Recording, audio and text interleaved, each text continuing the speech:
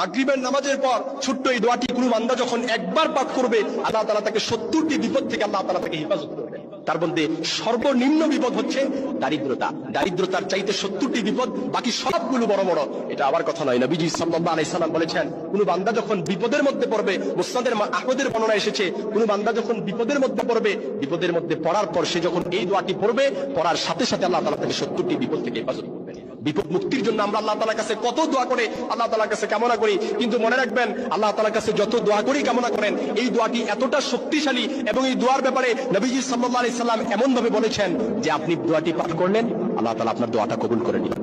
বিপদ মুক্তি, উদ্বেগ, উৎকণ্ঠা, পেরেশানি, যত যা কিছু বলেন না কেন, আপনার জীবনে কত বিপদ আছে আমি হয়তো নামগুলো সিলেক্ট করে বলতে পারবো না, কিংবা আপনিও কয়টা সিলেক্ট করবেন, 1, 2 থেকে 10টা 20টা আপনি সিলেক্ট করতে পারলেন, কিন্তু একটা নয়, দুইটা নয়, 30 নয়, 40 নয়, 70টি বিপদ থেকে আল্লাহ তাআলা আপনাকে মুক্তি দান করবেন। এমন একটি দোয়া, যে দোয়াটি হযরত ওমর ফারুক রাদিয়াল্লাহু তাআলা আনহু বর্ণনা করেন, যে ব্যক্তি বাজার দিয়ে যাওয়ার সময় এই ছোট্ট দোয়াটি পাঠ করবে, সে ব্যক্তির আমলনামায় 10 লাখ নেকি লেখা হবে, তার আমলনামায় থেকে 10 লাখ গুনাহ মুছে দেওয়া হবে।